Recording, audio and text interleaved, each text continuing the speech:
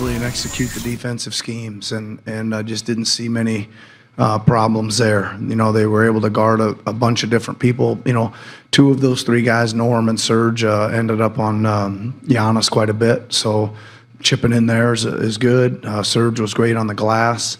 And I thought both Fred and Norm give us Fred gives us some play calling, some organization, but they both give us some dribble penetration and then some shooting too. So it's important that those guys are out there to be able to catch the pass off the double teams, space, and if they rush out to them, they can get back into the paint and make the next play as well. You were able to get a lot of minutes with the three of them on the court at the same time, which you hadn't done a lot in these playoffs.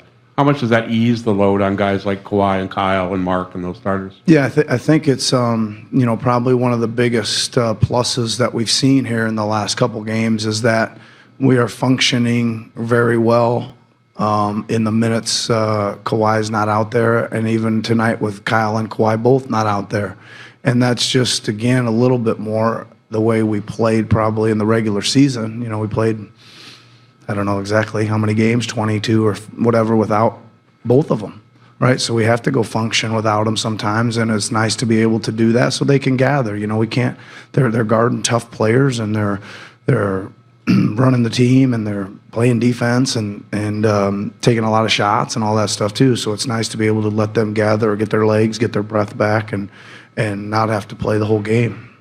To Reed, Coach, who is... Nick, Reed Forgrave with CBS Sports. Your offense was crisp right from the jump. What did you generally think about the rhythm and flow of you guys offensively?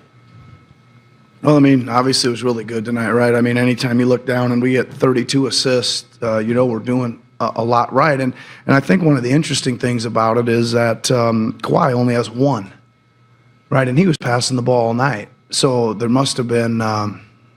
where's Jonesy at? Jonesy keeps track of the hockey assists. He must have had a lot out, and then the next pass was leading to offense because they were putting multiple people on him. So I think again we just went in with the right mindset of if you're drawing more than one defender, you got to get off it. And our spacing was pretty good. I thought we cut better tonight maybe than we'd had for a long time.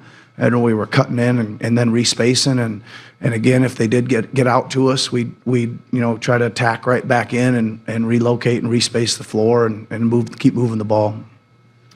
We're going to go to Dan. Coach. Nick, Dan Wicke with the Los Angeles Times. I think Giannis had 2 dunks in the layup maybe in the first 3 or 4 minutes, and you called a quick timeout. What was your message to the team there, and did you guys make an adjustment after that point? Well, I think that we always talk about a lot of things about what's the foundation of our defense, and right at the top of the list is readiness.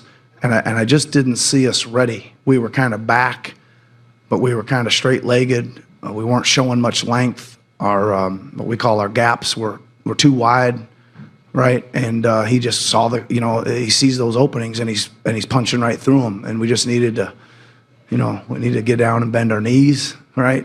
And extend our arms and get ready to go and get ready to try to catch the first move and not give him the straight line. We got to make him, bow out a little bit so it can get to our next help defender. To Scott, halfway to the back on the right, Coach. Nick, Scott Stinson with Post Media. How is Kawhi doing? He seemed to be laboring a bit out there, and were you concerned at all about pushing him too hard tonight? Yeah, we were concerned. I think he's fine, right? I think he's fine. I think he's, he logged a lot of minutes. He's certainly tired, like a lot of guys in this series are. I think, he looks, he looks okay to me, and I think there's a number of guys out there that aren't 100%, on both sides of the ball. But again, he's got tremendous will. Right, he's got tremendous desire, and there's one time I was trying to give him an extended rest there, and he didn't really want it, so he must be okay. Coach, to Eric on the left here, who has 2 questions for you. Eric Curry, The Athletic. We talked before the game about offensive rebounding and the risk reward of it. How important and impressive was what Serge did in that area? Well, I said before the game and even in the Phillies series, we were trying to figure out a way for Serge to impact the series. It took him till about game 4 in that series when we decided to go big. I hadn't loved the big lineup in this series, but when they go a little smaller, I mean, they're hardly ever small, but when they take Lopez out, they go to a little bit more of a smaller type lineup, and that's when Serge enters the game. And he, I think he just was determined, and we talked about it before the game. We said, listen, our transition defense has got to be great. We think if we get them in the half court, we can guard them. And I said, make really good decisions. If you're going to go in there, flying in there, you better have a good chance to get your hands on it or at least tip it to keep it alive. And if you don't, you got to get into your sprint back. So I think Serge just was determined to get in there and fight for some position, and he looked really big and bouncy tonight and strong, and he got his hands on a bunch of them. Mark was really hard on himself after game 2. He said he sort of felt like his offense had impacted his defense. What have you seen from him in the last 2 games? And was, his struggles maybe overstated a bit just because the shots weren't falling? A little bit. I think a lot of the game, we always talk about that, man. For some reason they didn't go in. Even that 1 for 9 that night he had, I think 6 of those went in and out. But again, give him a lot of credit. I went and talked to him the next day, and it was like I sensed nothing from him other than he told me I'm gonna have a great game.